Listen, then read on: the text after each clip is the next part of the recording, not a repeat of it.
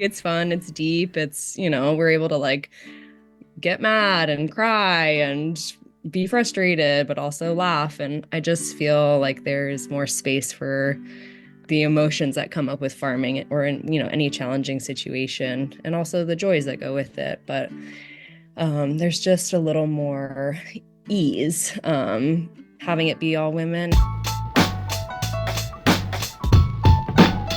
Welcome to the Farmhouse. That was Emma DeLong, who we'll be speaking with in a minute. I'm Candace Worsbowski. And I'm Stephanie Spiker. Emma, who we just heard from, is the owner of Kneehigh Farm in Chester County, Pennsylvania, which is a 100% women-run farm, which I think is very cool. She and her husband Aaron also own and run Red Dog Market, which is a brick-and-mortar farm market that specializes in local food, some from Kneehigh Farm, some from other local operations.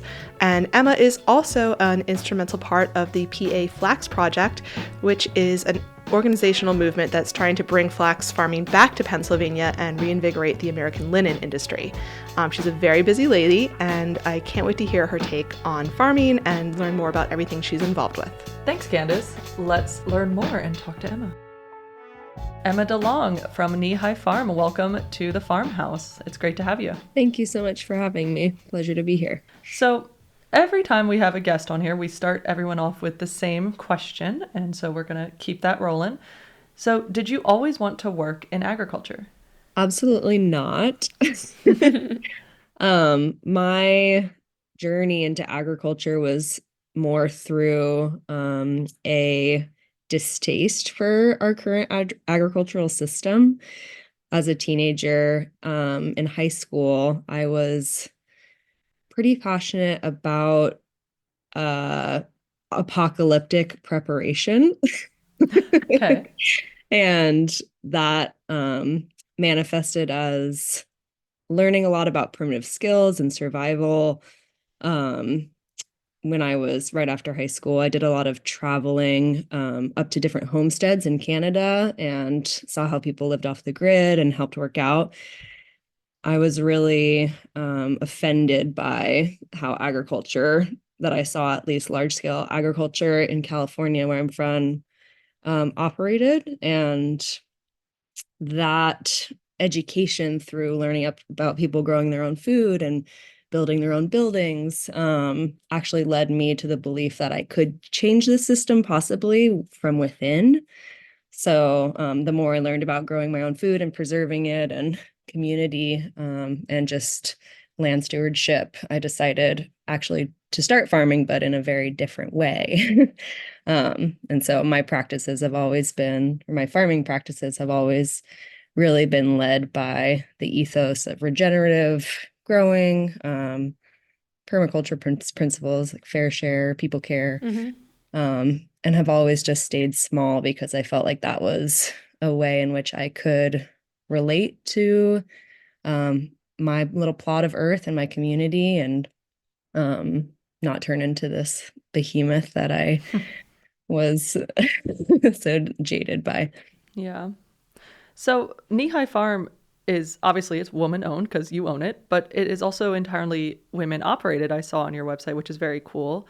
So was that always the intention when you decided to start your farm, or did it just kind of naturally evolve into that? That's a great question. I feel like it did naturally evolve. In the beginning, my main objective was to do it myself, like Yeah. be the only person, not have any employees. Can I do it? And I started out on a very small scale. It was an acre up in the Lehigh Valley at the seed farm. So I was able to play around in their agricultural incubator program and um, really do it myself. I had a couple volunteers. I had some friends that would help out, and it was not gender specific at all. But the more I started farming, the more I continued farming, I really enjoyed the dynamic of farming with women. I had some really amazing farm managers who were women. And that was just what I wanted to surround myself with. I've never had terrible experiences under a male manager. I think working with men is wonderful as well. Just personally with being an owner and facilitating a crew around me. I felt the atmosphere was honestly just a little more enjoyable when it was female based. And I felt like I could fail gracefully instead of feel judged or instead of feel like I should be stronger, I should be more interested in Mm, tractor work or whatever the story I told myself was that was a masculine story, even if it wasn't true, it was getting in the way of me being a good boss and an efficient farmer. So I've grown a little bit past that, honestly. Like that's kind of become our tagline of women run, women operated. The reality is, I'm married and my husband is an amazing grower, and we very much collaborate on both the businesses, even if he's not in the field. I ask him everything. And he's been growing much longer than I have. So it's in no way a man-hating situation. Um, the evolution has become such that my staff relies on me keeping the promise that is women run, because a lot of the women who work for me have either had really, really awful experiences under male stewardship, or they're just not comfortable. You know, they've worked in a male dominated workforce and are really looking for an alternative. So it's kind of a promise I've continued to uphold, even though I'm not as attached to it anymore. yeah.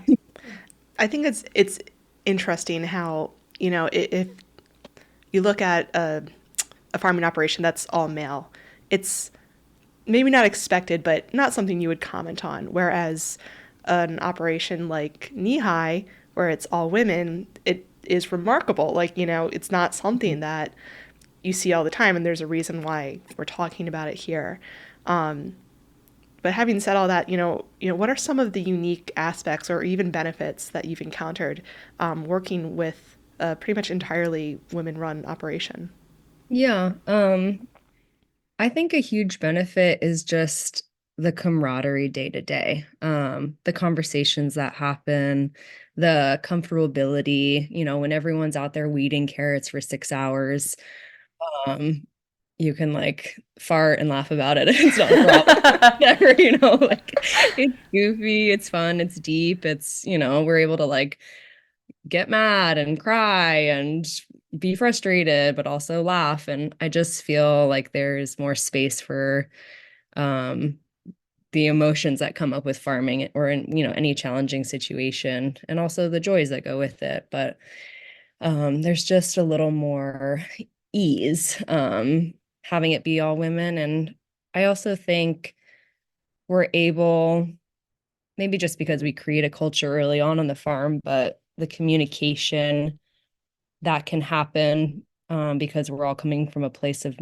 I'm not quite sure how to describe it. I mean, we were all women, and so we all can identify together in a certain way. And I mean, I've definitely had awful employees that I can't communicate with, and that's a Mm-hmm. divinity have to be addressed. But I just feel like there's like a one brain mentality on our farm. Maybe it's just because we're so small. Like I have one farm manager and 2 to 3 employees, so you kind of become this mind meld team anyways. um this is a really interesting time to have this conversation and podcast interview for me, because I have been questioning continuing being Oh, 100% really? run. I'm wondering if I'm missing out on things that men bring to the table that I have been unaware of, or we've been farming for 10 years and there's never been a male employee. And I'm just wondering, what would that energy shift look like now that I'm Mm-hmm. more confident as a boss and have more experience? Would I feel more comfortable mentoring a man? um I think I would be. It's just I haven't crossed that step yet, because I feel like I have a promise towards my staff at this point. If I were to shift, I would have to make it very clear to my employees, this is the shift that's happening. Are you comfortable with it? Mm-hmm. And move forward. But Like It I have a almost, 1.5-year-old son, and I'm like, I would love to have my son work at a farm. Yeah. Like, why does it matter at this point? yeah. It's yes.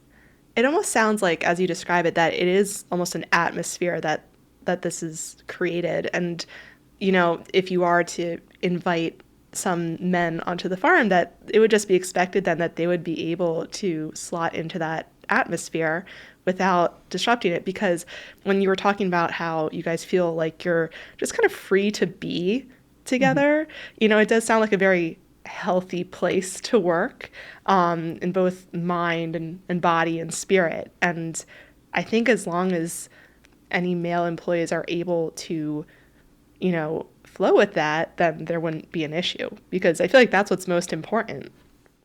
Exactly. Yeah, I completely agree. I think it's so individual based. Again, like I said, I've had female identifying employees that I've had to fire because it's untenable. And Mm-hmm. I'm sure there's some really wonderful, skilled male employees that would fit really well into our farm culture. And I think, again, that's just my maturity as a farm boss and really having the experience of a decade of running a farm business where I feel like I could manage someone regardless of, their upbringing or their gender or anything. Okay. Yeah. I mean, I definitely feel like 10 years is a good chunk of time, and it's a lot of time for you to grow and evolve and for the farm and the business itself to grow and evolve. And which kind of leads into, what I want to ask you about is, throughout those 10 years, what led to your decision with your husband to open Red Dog Market? And then do you think that that kind of idea of opening a local food market is a viable option for other like farming communities? We have some sirens here, so we might want to just pause for a second. Okay. Pause it. Everything's happening on Main Street I today. know. Crazy day in Ephrata. All right, I think they're gone. Okay, go ahead anytime. Yeah. The decision to open Red Dog was very much how do we make more money from our farm business?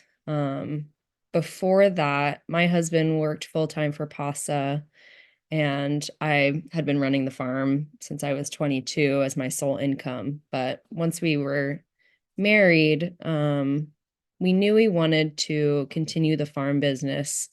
And the only way for it to make sense was to expand it into a year-round production outlet. And also, I think my husband was just really craving starting his own operation as well and being integrated into growing, like an actual farming, growing business. So he might say different things. He's actually in the other room, but yeah, the decision was born just from needing to expand profits for the farm and for both of us wanting to continue farming. Um, COVID was also a big influencer because we opened in 2021. Mm. Okay. So tons of businesses, like my farm business the previous year had its only profitable year in history because COVID was around and Mm-hmm. people were really desperate for local food. And we saw that niche um, we saw that niche available for us to expand into a brick and mortar farm stand. With Aaron at Pasa for so long and me living in the farming community, we just have so many connections and relationships with other growers. And we're lucky enough to live in a property with a farm family who does pastured pork, Pasture Song Farm, and Horseshoe Ranch does pastured eggs. So it just coalesced into this opportunity when we saw this building up for rent that's literally on the corner of our farm. Yeah. Nice. And so we saw that and we were like, we could curate this. Like we could provide a space where people can get all their staples locally, safely, in an environment that had been really coveted with the whole COVID scare. So Mm-hmm. that was also a big instigator of opening it. That's very cool. Gotcha. Do you feel like, it was just like a bunch of things coming together and it worked out really well for you guys based on your location and your connections? Or do you think it is something that, other farming communities and different local areas could kind of facilitate something similar? I think other farming communities definitely could facilitate something similar. For us, it was like a cosmic coming Yeah. together of circumstances. I swear the building that went up first for rent, I'd been looking at it since I moved the farm to this property, and I'd identified it Wow. as a So for 10 perfect. years, right?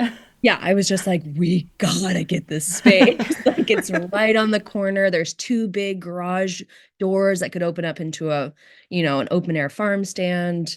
Our house is a mile up the road. Like everything was just right there. And also I felt like it could be such a good outlet for the other farms renting from Lundale Farm, the nonprofit that I rent from. It could just be like this hub. So I was keeping my eye on it, watching it and watching it. And eventually, the ice cream parlor that had been there, I saw the activity die down. And I was like, I wonder, I should call the landlord. And crazy story. The crazy Yeah, go story. for it. I just had you ever have those inclinations where you're like, I'm going to do this right now, even though you've been thinking Hmm. about something. You're Yeah. like, I'm going to move this box that's been in my backyard for 5 years. I'm going to do it now.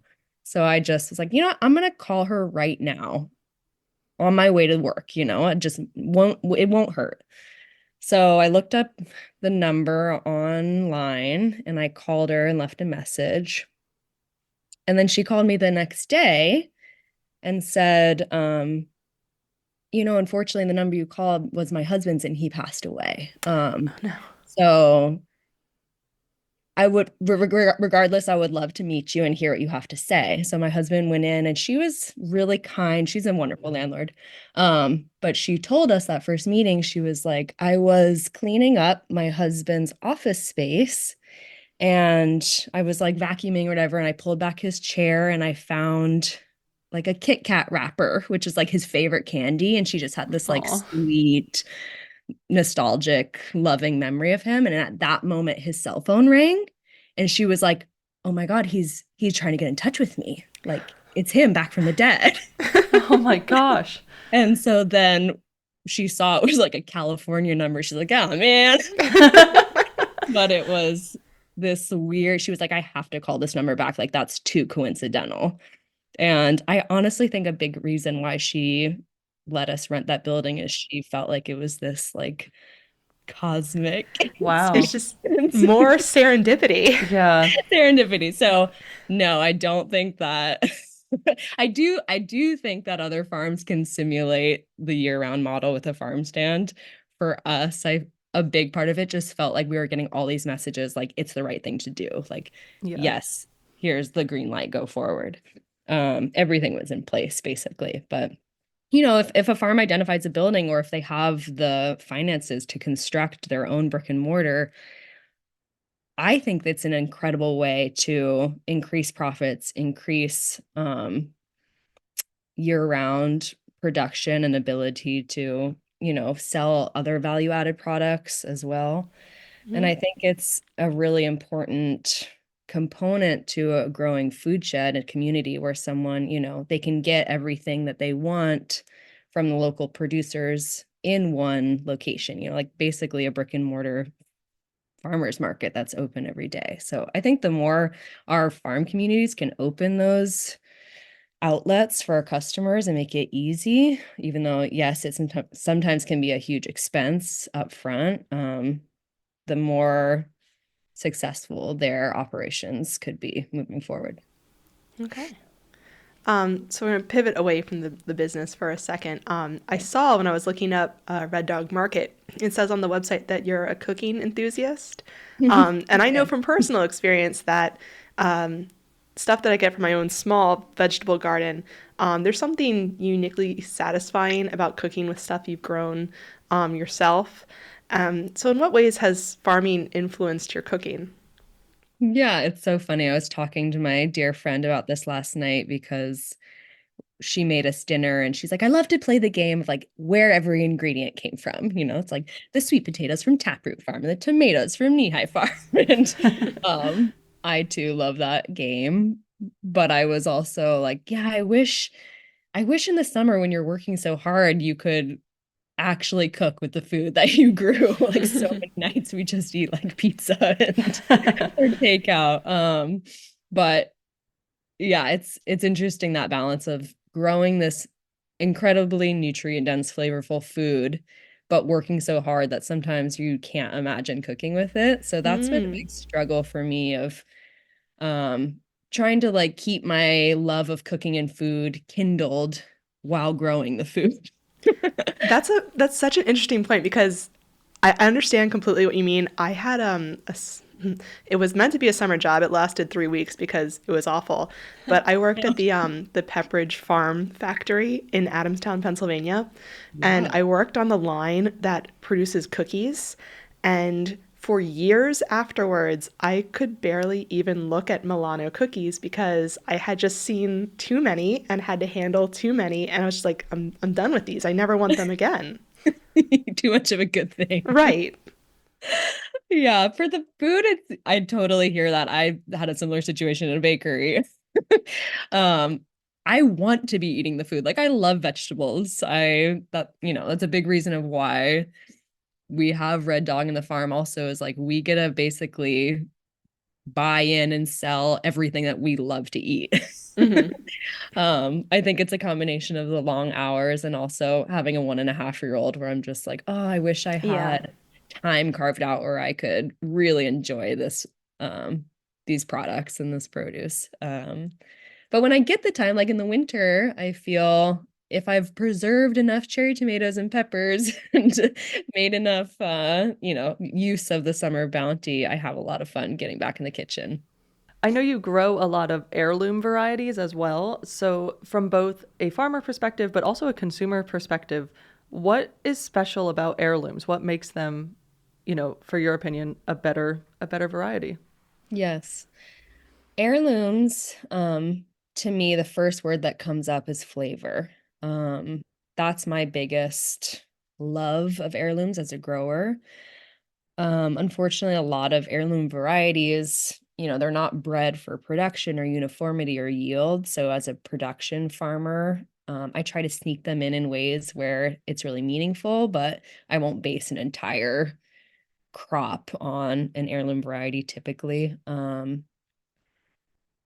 I usually with tomatoes is where it really matters. You can really, really tell the difference between a seed that's been saved for generations and, grown in this region and has not been bred for specific traits that take away from flavor, but have really just showcased the flavor profile.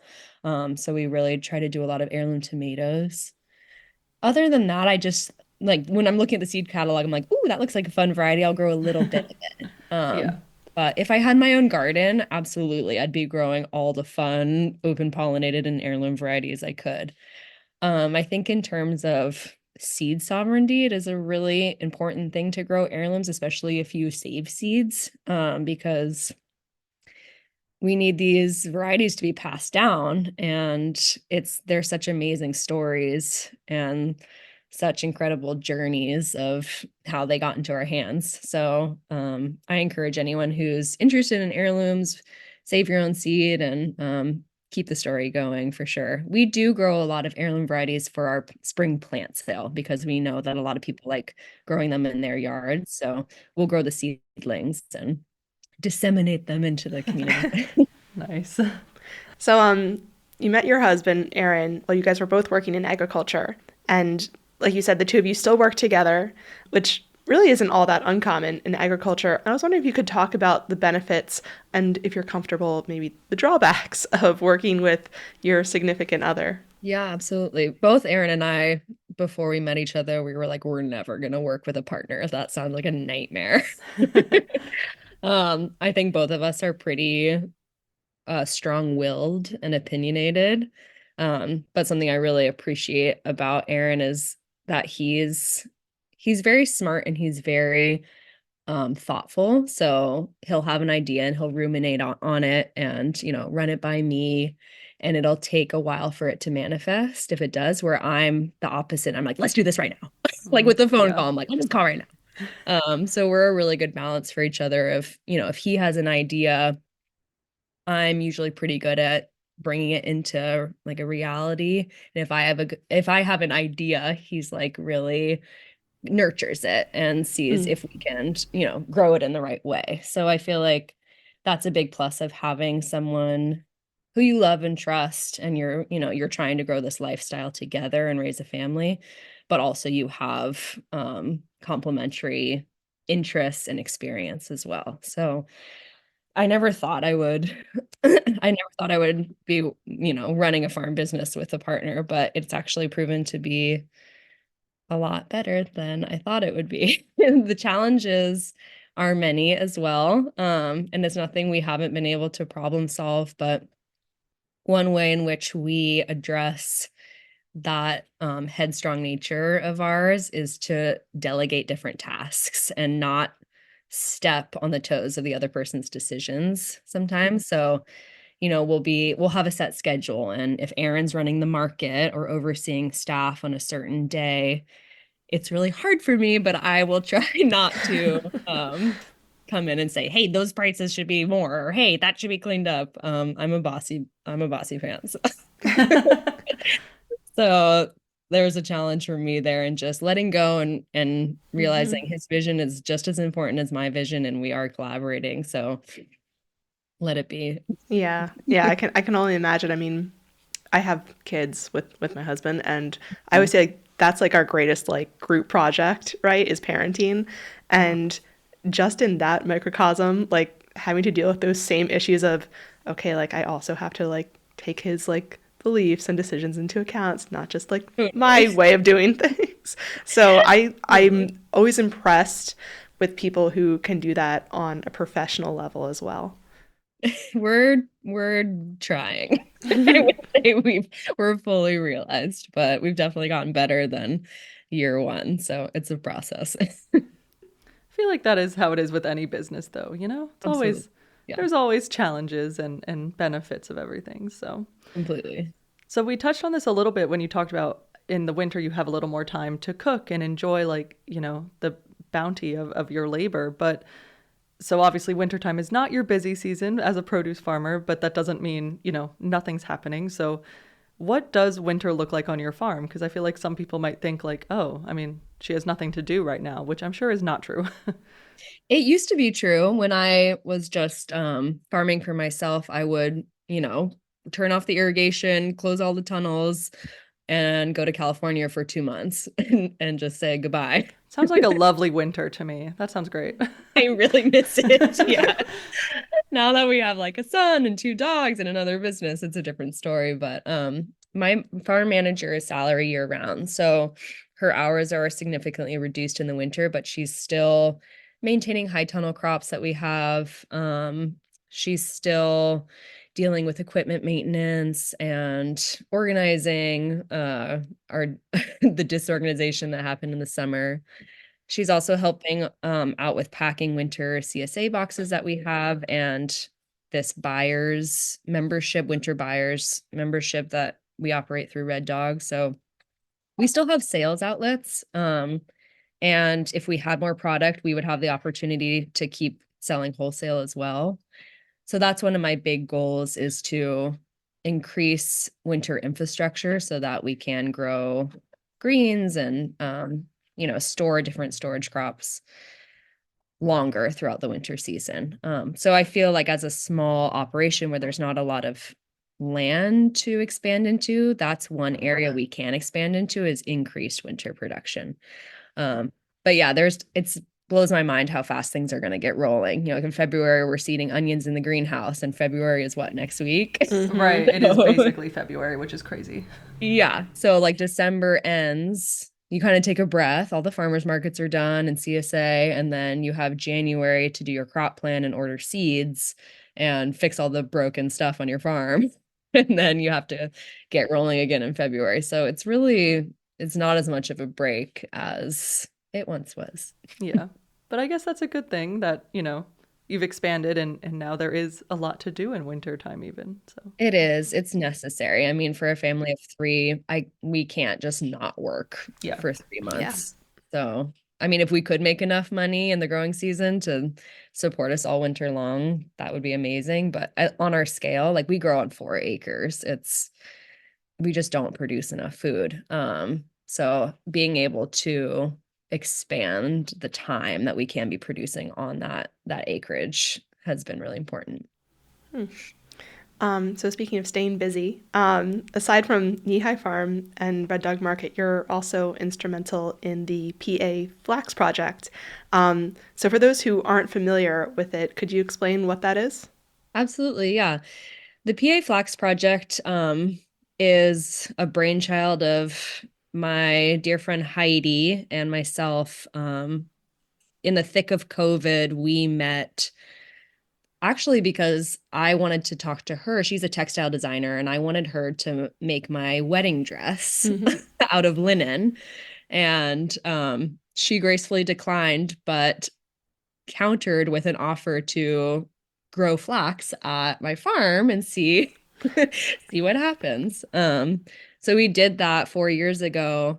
We grew an eighth acre of flax, and the PA Flax Project, what it's become, has just snowballed into this, I mean, regional, but also global project in a Mm-hmm. way.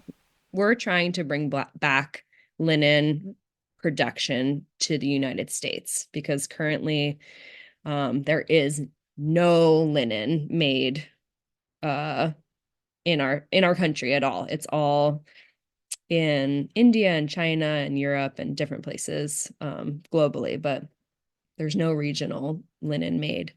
Um, and because there's no processing mills. So our main goal is to aggregate farmers to grow a large scale amount of flax, fiber flax, and then construct a raw fiber processing mill where then we can export um, scutched fiber, it's called, to spinning facilities, which are elsewhere. But that's the PA Flax Project's goal.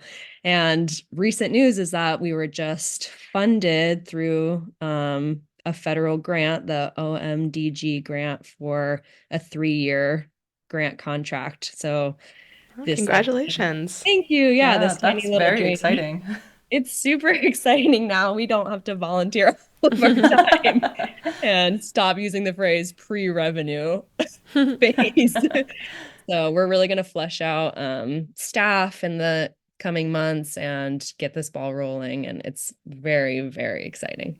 Yeah, I feel like even though 3 years is a short amount of time, it's also, you can get a lot done in 3 years. A lot of change and a lot of growth can happen in 3 years. So that's very exciting. I mean, the amount that we've been able to accomplish with no money Yeah. in Mm-hmm. 3 years is incredible. I mean, all of Heidi Barr is a force of nature. She can do anything. And so I'm really just grateful to be hanging on to her coattails and, talking to some cool farmers who are interested in fiber. But it is a really cool complement to the food growing to edge into fiber because it's a huge, huge component of agriculture that Mm-hmm. you don't really realize. You see fields of corn and soy and hay, but um, we just don't live where we're surrounded by agriculture fiber crops, except for wool a little bit. But like we're not, we don't see cotton fields in our backyard. Mm-hmm. We don't see flax fields. So it's really interesting to think about the these large scale farms including flax into their rotation and what it means for a climate beneficial plant-based fiber to hit the market. Yeah, that could be very exciting. Yeah. Yeah. Um, I wanted to ask, actually, I did have a note here about Heidi and your proposed wedding dress because that Yeah. really caught my eye. I think there's a lot of room or potential for more locally sourced wedding ideas, but they don't always get the spotlight. I think that some of the more blatantly consumer driven wedding trends tend to get. So why was it important to you to stay local when it came to planning your wedding, at least in the, aspect of your dress?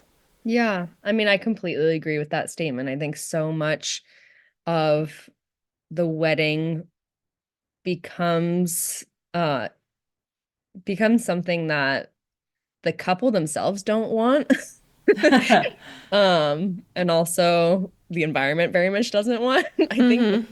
have the potential to be very uh harmful to the environment. There's just such excess and such Mm-hmm. um bringing in flowers from Holland and bringing in, there's just so many ways in which waste and excess can happen. And I felt like with our wedding, I really wanted to focus on the ceremony aspect of it and what is important to me, what would feel really good to me in the ceremony of joining together. And being clothed in a garment that felt like I knew someone I loved had made it, and just the energy that's imbued in that piece of fabric, that was really important to me. Didn't end up happening, but I was gonna my ask. husband did wear a tie that he dyed from marigold, so that Oh. felt like Oh, that's very a cool. nice component. But yeah, I just wanted there to be more of like an intimate um hands that I love touched every element of it. So like our neighbors provided the flowers and our friends made the food, and it just felt like we were held a little more in love rather than contracting out to strangers who want to make money off of a Mm-hmm. event. Yeah. Yeah. I love that idea. I am not married yet, so I'm like squirreling that away for a future day maybe. Yeah, and it also saves you money. Like Oh our yeah. friends, they wanted to give flowers as a gift, so they like Mm-hmm. grew these beautiful spring flowers for us. And like our friends, they used our food that we grew, and so it felt like a way to not pour money into a useless expense before we're trying to like get our feet in the ground and like start a lifestyle together. Yeah, absolutely. So we're going to pivot a little bit. Back in, I think it was about 2020 or 2021, you actually did a video series for us here at Lancaster Farming. And, why do you think, or do you think, that it's important for farms to market themselves in a variety of ways? So be it using video, using social media, having a blog, or anything like that? And then how do you focus on marketing on top of all the other stuff you have going on at your farm? Oh, you're hitting like all my recent questions. So, um, marketing has been a real struggle recently. As the farm matures, I feel like the upside is that there's more people who know you and word of mouth increases. But as I get older, my like Luddite brain cannot keep up with digital marketing, and like the technology changes like every few months. I'm like, I would need to learn something new, or I would need Yeah. to change my branding or something. Like I can't keep up. And I can't make a reel. I can't like do TikTok. So there are certain things I just don't have any interest in or time for. But I do feel like if you're really gonna have a diversity of marketing outlets, you either need to spend time learning these things now, or um, hire someone who can. Yeah. Because I was thinking, how does a new farm get enough traction in this day and age where so much marketing is relied on like a digital platform, a website that looks a certain way, like the social media platforms that you have. When I first started farming, like I put up pull tab flyers at the coffee shop, and people would Yeah. like pull my cell phone number and be like, I want to buy your food. Like, and now I'm just like, that's a joke. There's no way that I would Mm-hmm. get enough CSA memberships to survive. So maybe that's like not the advice that people want to hear, but I do think marketing and branding is really important for the success of a farm, and it's worth the money paying someone who knows more about it and who can really save you a lot of time building your brand. By, putting your name in the right places in the right Mm-hmm. hands. So right now I've just tried to like really build this email list that I have. And then with Red Dog, be able to like talk to customers in person and talk to people about the food that we grow. So different ways in which like people can try the food and be converted through that. It can be challenging, but like farmers markets are great. Mm-hmm. They're so time consuming and are huge labor of love, but it's also a great way to market your product if you're looking for different avenues to sell, whether it's, wholesale or CSA. So. Great. Yeah. All right. I think that brings us to our last question. And like the one at the beginning, we always end with the same question for everyone. And it's the big one. What does being a woman in ag mean to you? Being a woman in ag mean to me?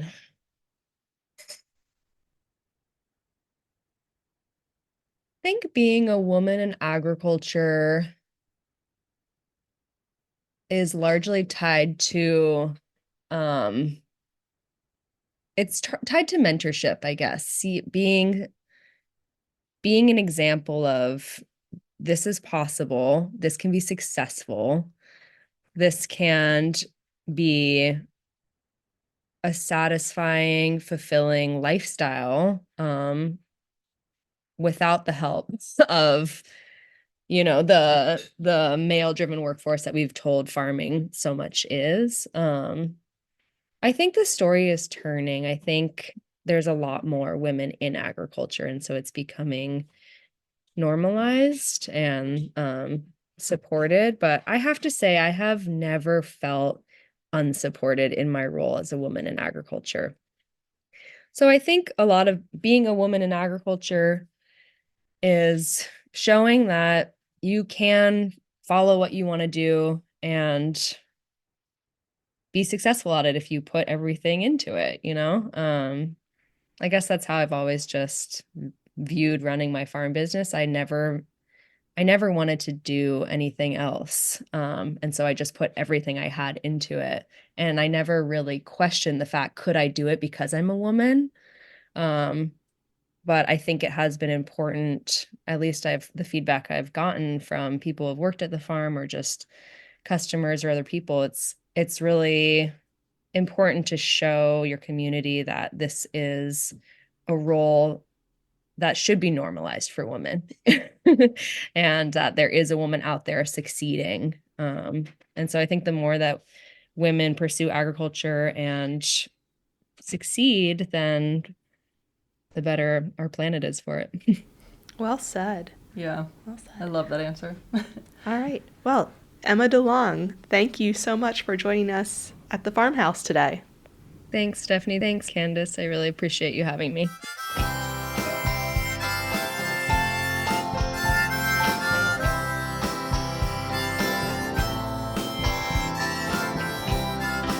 Well, that was another great interview. I feel like Emma had a lot of really good things to say. And speaking of Emma having a lot of good things to say, we actually got an email from Emma after we were done interviewing her. And she basically told us that, afterwards she was thinking about our question about what being a woman in ag means to her. And she wanted to share a few more thoughts. She took some time and meditated over it, and she sent us a really, really nice email, and we thought you guys should hear it as well. All right, so Emma says, 2 years ago, I entered the role of women in ag in a way that was unfamiliar to me, as a mother in ag. After having my son in July of 2022, I became completely reliant on the help from my staff and husband. No longer could I work 7 to 10, harvesting and preparing for an early farmer's market the next day, which I would also work. It became clear to me that my role was changing into one I had always judged, the woman behind the scenes. Oftentimes, you see roles of women in ag as invisible, a role that keeps the farm running but is not as obvious or sexy. As long as I could remember, I wanted to be working in the field. Sunburn, aching back, all of it. After my entry into motherhood, I was forced to take the invisible role, and what I found was that the farm actually became more successful than it had ever been. I was finally able to focus on the back office end that had always gotten the short end of the stick because I was too tired and too busy in the field. I was able to acquire and organize a consistent wholesale list, and our sales more than doubled. I was also able to stay on top of finances, complete payroll on time, write and send newsletters, increase our customer email list and outreach, diversify our sales channels, and overall make smarter decisions because I had the space to think about the farm in its entirety. So I guess what I wanted to convey is that women in ag can take many forms. I would bet that most successful farms have women behind the scenes, if not behind the tractor. And I have been humbled through lived experience that a woman's role in ag can be diverse, dynamic, and can evolve as the woman herself evolves and changes. So thank you, Emma, for sharing that with us. Yeah, we just thought that was so beautiful, and we had to make sure it was included here in this episode. So thank you all so much for listening to this episode of The Farmhouse. I'm Stephanie. I'm Candace. And if you want to get in touch with us, you can email farmhouse@lancasterfarming.com, and we will talk to you next week. Bye.